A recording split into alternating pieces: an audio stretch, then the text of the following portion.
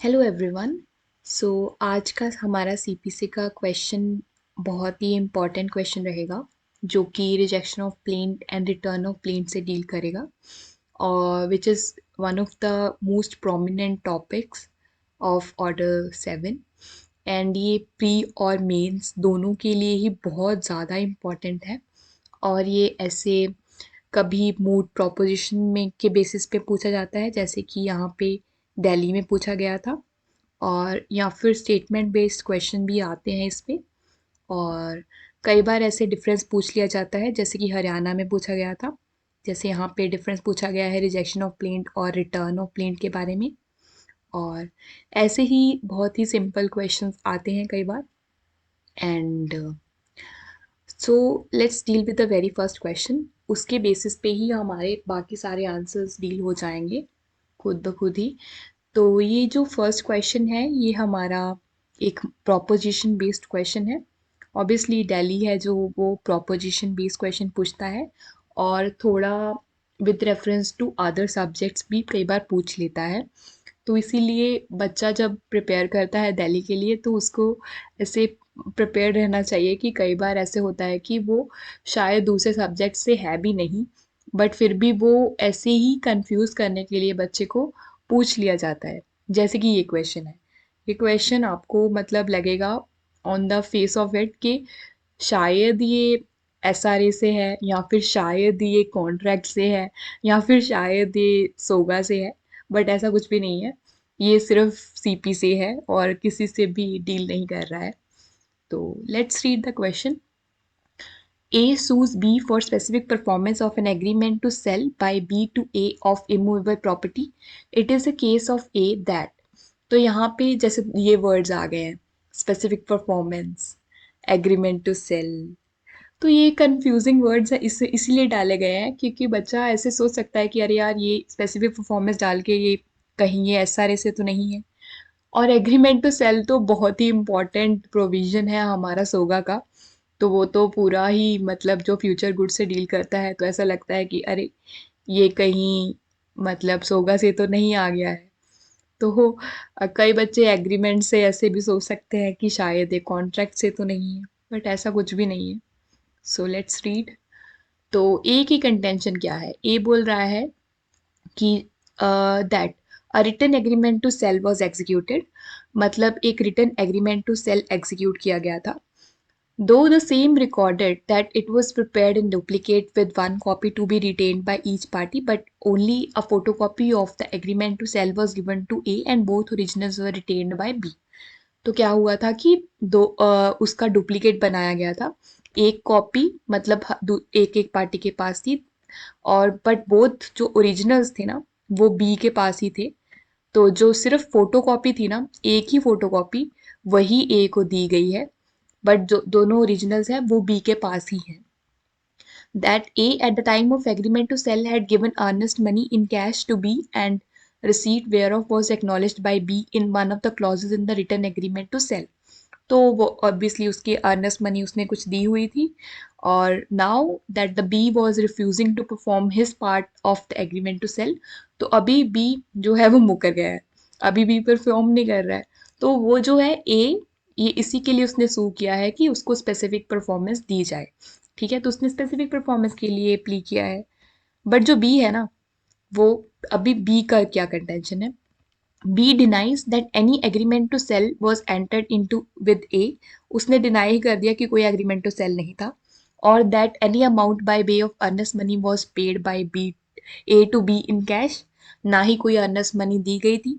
B also files for an application under Order 7 Rule 11 of the CPC for rejection of the plaint and or summary dismissal of the suit on the ground that since according to A there was written agreement to sell and no written agreement to sell was produced and only a photocopy was produced, the suit was not maintainable in law। तो उसका मतलब उसने ये under order 7 rule enable of the CPC में rejection of the plaint के लिए application डाल दिया है। ठीक है, बी ने क्या ग्राउंड, क्या है उसका ग्राउंड? ये है कि मतलब जो ये बंदा है बी, ये स्पेसिफिक परफॉर्मेंस तो मांग रहा है, बट इसने सिर्फ फोटोकॉपी ही प्रोड्यूस की है, और ये मतलब ओरिजिनल प्रोड्यूस नहीं की है। तो सूट मेंटेनेबल ही नहीं, ये पता नहीं कहाँ से लॉ पढ़ रहा है। तो ये बोल रहा है कि सूट जो है मेंटेनेबल ही नहीं है, तो इसको डिसमिस किया जाए, मतलब ये सूट को रिजेक्ट किया जाए। ठीक है, तो ये बोल रहा है कि तो क्वेश्चन सिर्फ इतना है कि आपको डिसाइड करना है कि ये मेंटेनेबल है कि नहीं सूट, मतलब सूट की सिर्फ मेंटेनेबिलिटी डिसाइड करनी है। क्वेश्चन सिर्फ इतना है, ये सिर्फ सिर्फ आपको कंफ्यूज करने के लिए डाला गया है, ताकि बच्चा पूरा कंफ्यूज हो जाए, एकदम बौखला जाए कि अरे यार अभी क्या क्या डालूं इसमें, स्पेसिफिक परफॉर्मेंस भी पूछ लिया है, एग्रीमेंट टू सेल भी पूछ लिया है, फिर अर्नेस्ट मनी का कंसेप्ट आ गया है, उसने पे नहीं की है, बट ऐसा कुछ भी नहीं है। सिर्फ ये डिसाइड करना है कि ये सूट मेंटेनेबल है या नहीं, क्योंकि ये इसने एलेज कर दिया है ना रिजेक्शन ऑफ प्लेंट के लिए, कि मतलब इसने सिर्फ फोटोकॉपी डाल दी है, ओरिजिनल डाला ही नहीं है। तो सूट मेंटेनेबल है या नहीं, ये आप प्लेंट से चेक करते हो ना, तो इसकी ये प्लेंट है। तो क्योंकि rejection of the plaint is solely on the basis of this plaint, ठीक है, मतलब उसमें आपको प्लेंटिफ डिफेंडेंट क्या बोल रहा है इससे कोई लेना देना होना ही नहीं चाहिए, बस इसका ग्राउंड चेक करना है कि वो है या नहीं। बट उसको आपको solely while undergoing the merits of the plaint वो डिसाइड करेगा कि मतलब रिजेक्ट होगा या नहीं होगा, सूट मेंटेनेबल है या नहीं है। इस स्टेज पे तो यही होगा, ठीक है। तो लेट्स सी द आंसर। तो इसके लिए मैंने प्रॉपर आंसर आज लिखा है, कि मतलब जैसे आपको एग्जाम में लिखना है तो वैसे ही आप आज हम डील करेंगे इसका।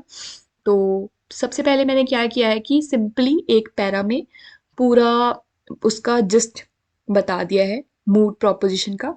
तो जैसे कि A has sued B for seeking specific performance of agreement to sell, whereas B has filed application under Order 7 Rule 11 for rejection of the plaint or for summary dismissal of the suit on the ground that A had not produced the executed document in original but only a photocopy was produced। ठीक है, तो A का क्या है ये deal कर दिया है, B ने क्या डाला है, ठीक है, ये कर दिया है, ग्राउंड क्या है ये बता दिया है। ठीक है, तो ये फर्स्ट में इंट्रो हो गया। Then as per facts, during execution of the agreement to sell, it was prepared in document duplicate, but only a copy was given to A and both originals were retained by B। ठीक है, तो facts के बाहर आपको नहीं जाना है। तो फैक्ट्स में तो यही बताया गया ना, ए तो यही बोल रहा है कि मतलब क्योंकि उसने अपनी प्लेंट में यही बताया है कि जो है ओरिजिनल वो तो दोनों ही मतलब बी रिटेन कर रहा है, उसके पास सिर्फ डुप्लीकेट है, मतलब जो कॉपी है वही है उसके पास। ठीक है, तो ये है।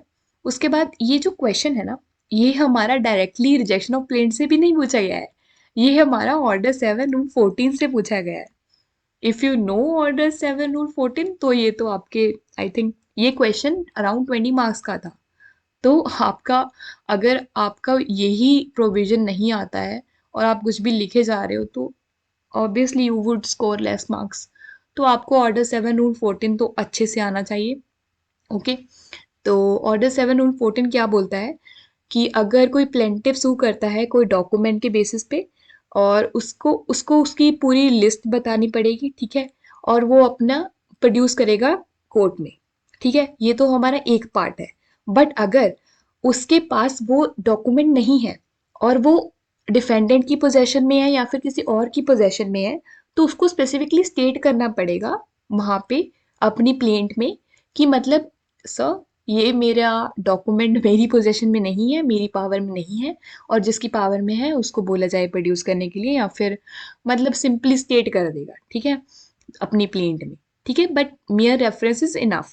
okay, and then however it also states that when such document is not in possession or power of the plaintiff he should specifically plead in it।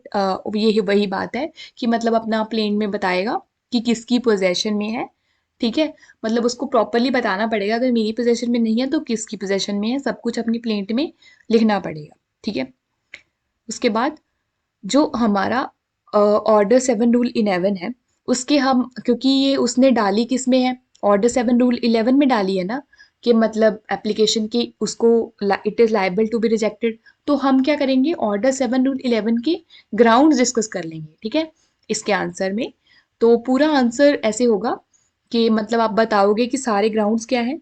सबसे पहले आप बताओगे कि अगर वो कॉज ऑफ एक्शन डिस्क्लोज नहीं कर रहा है प्लेंट, ठीक है, या फिर रिलीफ जो था वो अंडर वैल्यूड था और प्लेंटिफ को टाइम दिया गया था कि इसको भाई सही कर लो, बट उसने नहीं किया, ठीक है, और उसके बाद उसका इनसफिशिएंटली स्टैम्प था। और सेक्शन 149 में पावर है कोर्ट की कि वो मतलब अलाउ कर सकता है टाइम, कि मतलब अच्छे से स्टैम्प कर लो भाई, क्या कर रहे हो। अगर वो प्लेंटिव फिर भी नहीं कर रहा है तो it is liable to be rejected, okay. और उसके बाद बार्ड बाय लॉ है, ठीक है। जैसे कि कोई भी लॉ स्टेट कर स्पेसिफिकली स्टेट करता है कि ये बार्ड है, तो तब वो रिजेक्ट हो जाएगी, ठीक है। वो डुप्लीकेट में फाइल नहीं की गई थी, ठीक है। ये हमारा 1999 अमेंडमेंट से ऐड हुआ था। तो ये जो हमारा है कि ऑर्डर 7 रूल 9 का कंप्लायंस नहीं किया गया है, कि जब समन्स भेज दिए गए थे उसके 7 दिन के अंदर अंदर उसने कॉपी नहीं डाली है, तो मतलब वो, ठीक है, तो उसके बेसिस पे भी रिजेक्शन हो सकता है। ये न्यूली एडेड ग्राउंड था, सबसे लेटेस्ट ग्राउंड यही है। तो ये हो गया, ठीक है। ये सब बता के आप बताओगे कि यहाँ पे तो इन इन सब के अंदर तो कोई भी ऐसा नहीं प्रोविजन नहीं है कि मतलब अगर भाई आपने सिर्फ कॉपी डाल दी है, ओरिजिनल डॉक्यूमेंट नहीं डाला है, तो it is liable to be rejected. तो there is no such ground. तो आप ऐसे लिख दोगे, ठीक है। There is no such ground in the above provisions कि जो कि बताए कि मतलब रिजेक्शन ऑफ द प्लेंट हो सकता है और non production of the original, ठीक है। ये तो हमारा एक पार्ट हो गया। तो मतलब वो तो डिफेंडेंट तो मतलब भाई ऐसे ही बोल रहा है, तो ये तो हो गया, ऐसे बताना है हमको। तो फिर उसके बाद एक और बहुत ही इंपॉर्टेंट टॉपिक है कि अगर आपको इंटेरोगेटरीज, आपने इंटेरोगेटरीज और डॉक्यूमेंट का लॉ अच्छे से पढ़ रखा है ऑर्डर 11 का, तो वो भी बहुत ही इम्पॉर्टेंट रोल प्ले करेगा इस क्वेश्चन में। क्योंकि आपको अगर मतलब डॉक्यूमेंट्स कॉल अपॉन करने हैं, ठीक है, तो आप इंटेरोगेटरीज बुला सकते हो, मतलब आप डॉक्यूमेंट्स का बोल सकते हो कि डॉक्यूमेंट्स भाई अगर तुम्हारे पास है तो प्रोड्यूस करो, ठीक है, एडमिट करो। ये सब एडमिशंस वगैरह होते हैं जो, ठीक है, तो वो सब होगा। तो वो भी है एक पॉइंट, ठीक है। तो ये वही उसी से डील करता है। Even otherwise in view of the averment of the plaintiff that both the original copies were retained by the defendant and the plaintiff could serve a notice on the defendant calling upon him to supply the original agreement to sell, ठीक है। तो मतलब ये भी है कि उसको मतलब उसका अगर मतलब ये प्लेंटिव उसको नोटिस भी तो दे सकता है डिफेंडेंट को, ठीक है, टू की सप्लाई कर, ओरिजिनल डॉक्यूमेंट तेरे पास है, ठीक है। बट ये फैक्ट्स इसको नहीं बता रहे, तो ये it is very necessary to state कि मतलब फैक्ट्स ये डिस्क्लोज नहीं कर रहे हैं। तो like it can be presumed, ऐसे कुछ लिख सकते हो आप, ठीक है। तो मतलब प्रिज्यूमिंग अगर मतलब ऐसा है, ऐसा सिचुएशन है, तो ऐसा हो सकता है। क्योंकि अगर प्रॉपर फैक्ट्स नहीं आपको बताए गए हैं, कुछ मैक फैक्ट्स मिसिंग है, तो ऑब्वियसली यू कैन से कि मतलब फैक्ट डू नॉट रिवील कि कोई भी ऐसा नोटिस दिया गया है, ठीक है। तो इसका मतलब है कि जो नोटिस है वो किसी भी टाइम पे दिया जा सकता है, ठीक है। तो ये है ऑर्डर 11 रूल 12, ये बताना है। However the plaintiff can still resort to remedy under order 11 rule 12 where he may without filing an affidavit direct other party to make a discovery or note of the document which are or have been in the possession और power, मतलब उसकी जो possession और power में है उसको बोल सकता है कि भाई तू अपना मतलब एफिडेविट पे दे ये मतलब डॉक्यूमेंट्स, ठीक है। और अगर ऐसा नहीं, ये सब मतलब ये उसने एप्लीकेशन डालना है, बट एंटरटेनमेंट तो obviously it's a discretion of the court कि मतलब वो अलाउ कर रहा है या नहीं कर रहा है to such an interrogatory to be entertained, okay. तो ये है। तो अपार्ट फ्रॉम दिस ये जो ऑर्डर 11 रूल 14 है ना, यहाँ पे कोर्ट सुओ मोटो भी बोल सकता है कि भाई प्रोड्यूस कर, क्या कर रहा है, ठीक है। तो ऐसा भी हो सकता है, ठीक है। तो ऐसा ही है, तो ये सब हम डील कर देंगे अगर हमने ये बता दिया। सबसे पहले हमने ये बता दिया था कि मतलब ऐसा तो मतलब ऑर्डर 7 रूल 14 का प्रोविजन है जो बोलता है, ठीक है। उसके बाद सब ऑर्डर 7 रूल 11 का डिस्कस करके सब प्रोविजन की इसमें तो कोई ऐसा प्रोविजन है ही नहीं। और फर्दर ये भी तो है इंटेरोगेटरीज का भी एक रेमेडी है, और एक रेमेडी ये भी है कि ऑर्डर 11 रूल 14 में मतलब कोर्ट भी सो मोटो इंटेरोगेट और डॉक्यूमेंट के लिए बोल सकता है, ठीक है।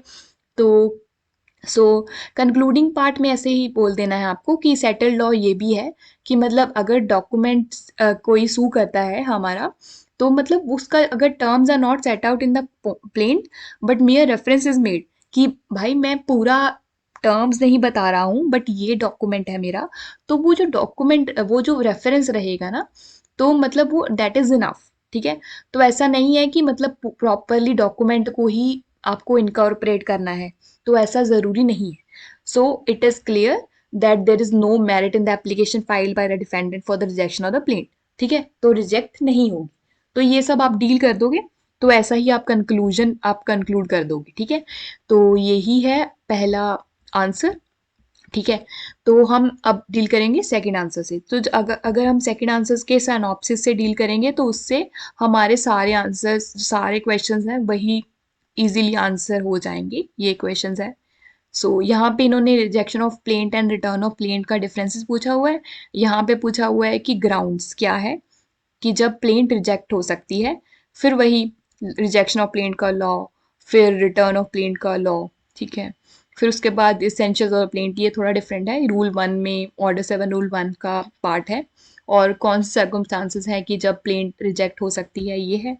ठीक है, और then where plaint is not presented in a proper court, वही कि प्रॉपर फॉर्म में नहीं वो इंस्टीट्यूट की है, मतलब वेदर वो पेक्यूनरी है, सब्जेक्ट मैटर है या टेरिटोरियल है, तो वो रिटर्न कर दी जाएगी। ठीक है, उसके बाद circumstances when the plaint can be rejected, ये हो गया, फिर से वही सेम। तो ये है, और ये थोड़ा डिफरेंट है, ये थोड़ा यूनिक सा क्वेश्चन है, और ये हरियाणा में आया हुआ है 2009 में। ओके, तो ये है, इसमें क्या बोला गया है, in a civil suit issues were framed and evidence was being recorded, however on a certain date defendants counsel pointed out that prima facie that suit was barred by limitation. ठीक है, तो मतलब एविडेंस वगैरह record हो गया था, तो defendant जो है ना, डिफेंडेंट का काउंसिल है, उसने एकदम से पॉइंट आउट किया कि सर ये तो प्राइमा फेशी बार्ड है बाय लिमिटेशन, लिमिटेशन से बार्ड है।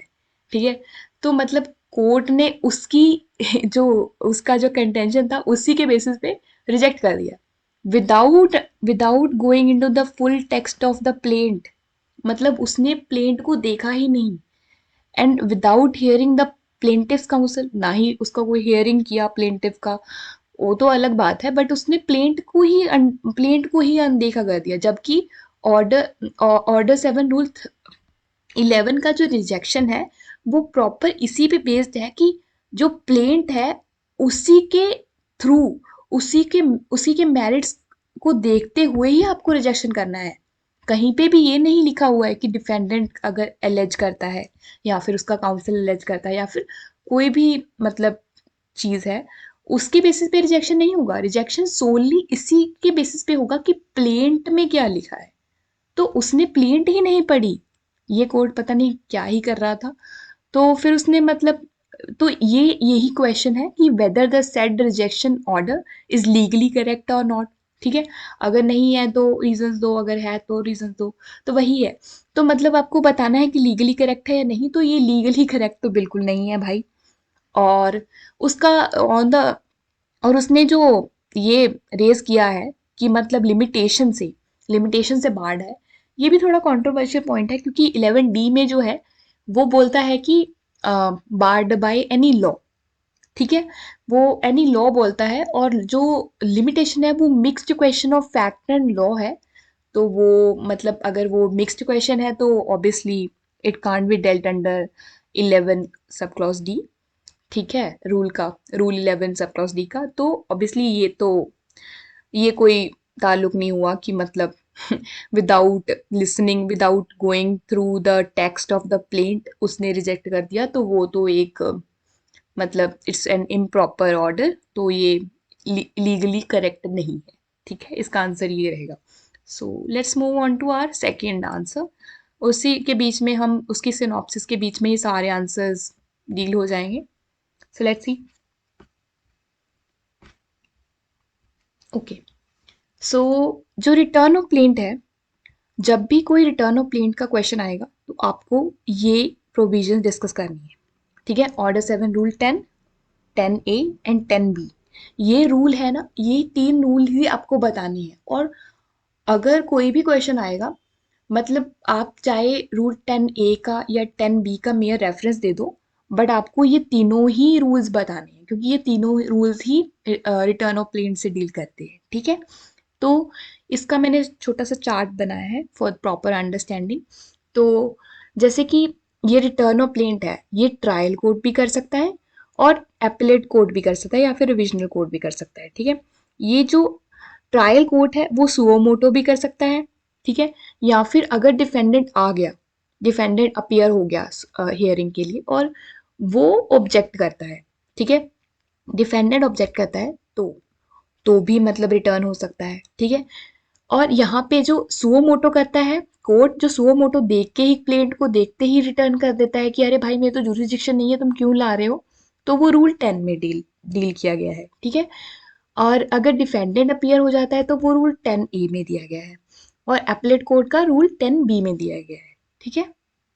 ओके, सो जूरिस्प्रूडेंस जो है ना, इसका जूरिस्प्रूडेंस जैसे कि आप इंट्रो देते हो जब भी किसी टॉपिक का, तो आपको हमेशा जो आंसर है वो आप उसको जूरिस्प्रूडेंस से स्टार्ट करना चाहिए, अगर वो ऐसा कोई क्वेश्चन आ जाए जो कि मतलब सिंपली थियोरी बेस्ड है, तो आपको मतलब यही बताना है कि उसका ओरिजिन कहाँ से हुआ, वो उसका क्या रेलेवेंस है, मतलब वो क्यों डाला गया है इस पर्टिकुलर स्टैट्यूट में, ठीक है, या कोड में।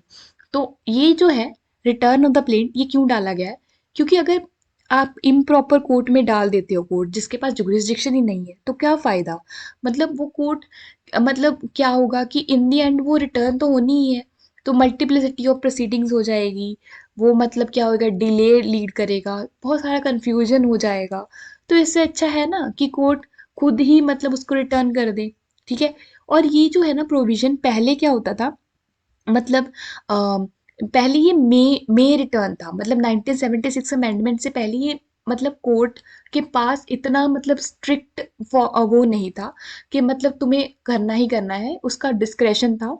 बट अभी क्या हो गया, 1976 अमेंडमेंट के बाद वो शैल रिटर्न हो गया है, ठीक है, कि मतलब अब उसका ड्यूटी है कि मतलब उसको रिटर्न करना ही करना पड़ेगा, ठीक है। तो जो रूल 10 है वो ऑब्वियसली सुकोमोटो मतलब कोर्ट रिटर्न कर सकता है।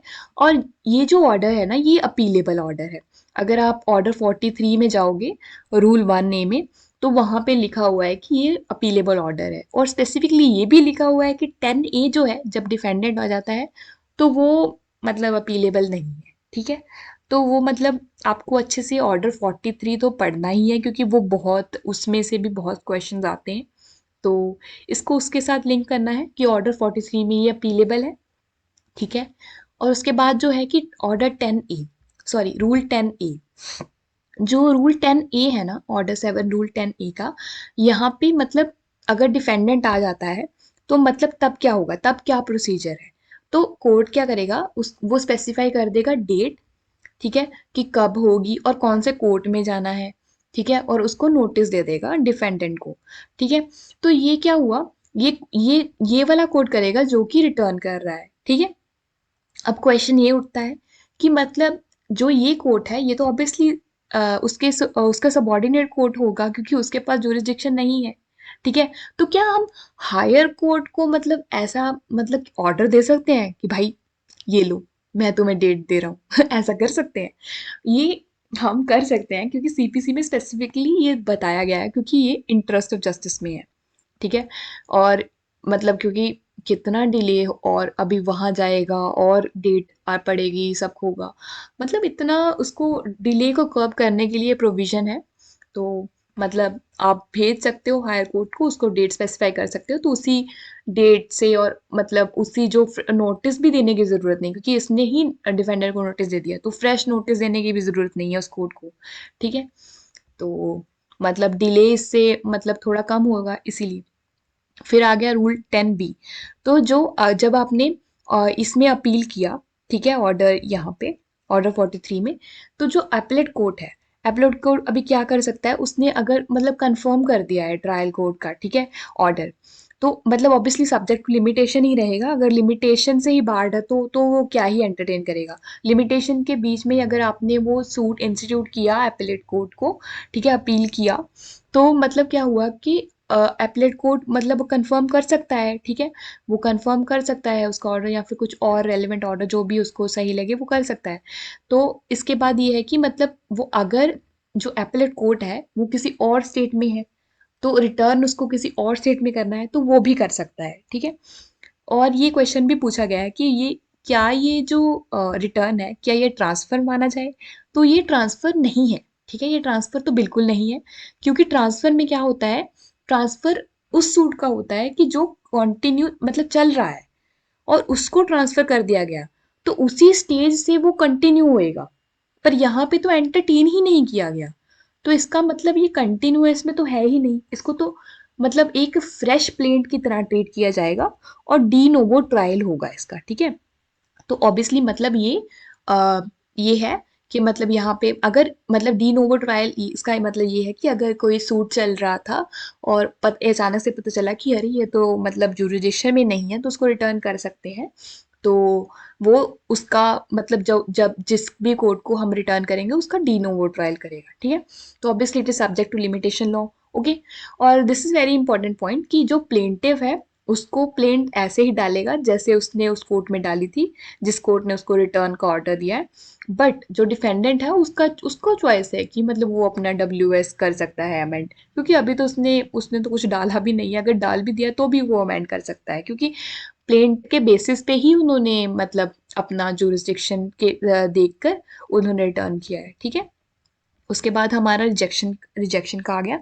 तो रिजेक्शन में आपको ये 3 रूल्स डील करने हैं, रूल 11, 12 एंड 13, ये ही मस्ट है इसको इसमें बताने के लिए, ठीक है। तो रिजेक्शन ऑफ प्लेंट क्या है, रिजेक्शन ऑफ प्लेंट एक रूल ऑफ प्रोसीजर है, तो प्रोसीजरल रूल है, बट ये सब्सटेंटिव राइट्स इफेक्ट करता है, क्यों, क्योंकि मतलब अगर आप किसी को प्लेंट को रिजेक्ट कर रहे हो तो ऑब्वियसली मतलब क्योंकि ये डीम्ड डिक्री भी बोला गया है इसीलिए क्योंकि ये राइट्स को टच कर रहा है, otherwise it would be an order, क्योंकि ऑर्डर ही प्रोसीजरल रहते हैं। तो ये जो है सेक्शन 2 क्लॉज 2 में यहाँ पे हमें बताया गया है कि ये डीम्ड डिक्री है, इसीलिए decrees are generally appealable, always appealable, तो ये अपीलेबल रहेगा, ठीक है, एज अ डिक्री, ठीक है। तो ये रिजेक्शन ऑफ द प्लेंट है।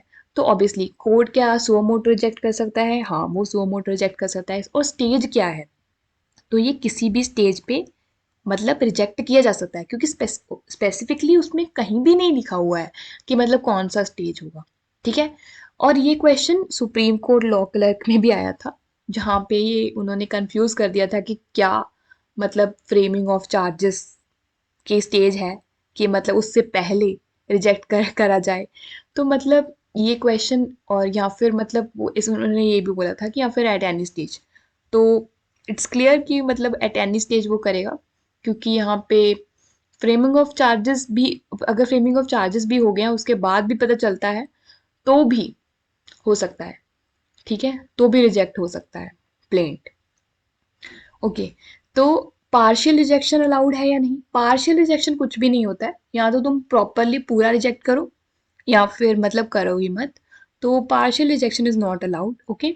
और फ्रेश सूट अलाउड है या नहीं, ऑब्वियसली वो तो स्पेसिफिकली एक्सप्रेसली रूल 13 बोलता है कि although it's a deemed decree but still we are allowing for fresh suit, और फ्रेश सूट के लिए और मतलब रेस जुडिकाटा भी नहीं लगेगा इस पे, क्यों नहीं लगेगा, क्योंकि मतलब ये इनजस्टिस है कि मतलब कोर्ट अगर उसको हियर ही नहीं किया, मेरिट्स पे ही नहीं था कुछ, मतलब उसका कुछ हुआ ही नहीं है, उसको पहले ही रिजेक्ट कर दिया गया है, तो वो एक इनजस्टिस है प्लेंटिफ के लिए, इसलिए इसका स्पेसिफिकली रूल 13 में अलाउ किया गया है कि फ्रेश प्लेंट आप डाल सकते हो, ठीक है। तो यही उसका रीज़न बताया गया है फ्रेश प्लेंट क्यों डाल सकते हो, ठीक है। और जो ऑर्डर 7 रूल 11 है ना रिजेक्शन ऑफ प्लेंट, ये एग्जॉस्टिव तो बिल्कुल नहीं है, इसके अलावा भी रिजेक्शन हो सकती है, तो एग्जॉस्टिव नहीं है। और बाकी आप इसी क्वेश्चन में अगर उन्होंने पूछा है तो ग्राउंड डिस्कस करोगे, ठीक है। और ये जो बी और सी है ना ग्राउंड, बी में है कि अगर अंडर वैल्यूड है और सी में अगर स्टैम्प नहीं दिया गया है तो आप एज अ राइट नहीं मांग सकते हो कि रिजेक्ट करो, ये कोर्ट का डिस्कशन रहेगा कि आपको टाइम अलाउ किया जाए या नहीं, क्या आप सफिशेंटली मतलब कोई कॉज दिखा सकते हो या नहीं, तो ऐसा सब मतलब देख के ही कोर्ट करेगा, ऐसा आप एज अ राइट नहीं मांग सकते हो, ठीक है। और फिर आपको रूल 12 में बताया गया है कि वो प्रोसीजर क्या रहेगा, मतलब इसका रिजेक्शन के बाद, क्योंकि ये एक रीजनड ऑर्डर रहेगा, क्योंकि क्या हो रहा है कि ये अपील में जाता है, क्योंकि अपीलेबल हैज़ अ डिक्री। तो अगर अपील में जाएगा तो एप्ले कोर्ट ऑब्वियसली देखेगा कि क्या रीज़न था, तो ये एक रीजनड ऑर्डर रहेगा, ठीक है। और उसके बाद ये वही, मतलब हमारा जो इसमें लास्ट क्वेश्चन है उसका आंसर डील कर रहा है कि ये जो है कि मतलब स्पेसिफिकली ऐसा कुछ कंtemplate नहीं करता है कि डिफेंडेंट फाइल करेगा डब्ल्यूएस, क्योंकि ऑर्डर 7 रूल 11 बताता है कि it is plaint alone to be considered, ठीक है, प्लेंट ही सिर्फ कंसिडर की जाएगी and can not be rejected on the allegation made by the defendant. ये कोई सब्सटेंटिव उसका नहीं रहेगा रोल कि मतलब कि डिफेंडेंट ने एलेज किया है तो रिजेक्ट कर दो, ऐसा नहीं होता है, ठीक है। और फिर लिमिटेशन वही है कि लिमिटेशन जो है वो हमारा इसमें नहीं आता है, क्योंकि वो mixed question of fact and law है। ये कंफ्यूजन है क्योंकि कुछ कोर्ट्स ने इसको अलाउ किया है, तो ये एक उसका डाइसी सा प्रोविजन है, तो इसको आप देख सकते हो। और उसके बाद मतलब ये हमारे सारे क्वेश्चंस डील हो जाएंगे विद इन दिस क्वेश्चन, क्योंकि we have covered it all. तो या यस, बाकी सब डील हो जाएंगे। Okay, so that's it for today guys, thank you.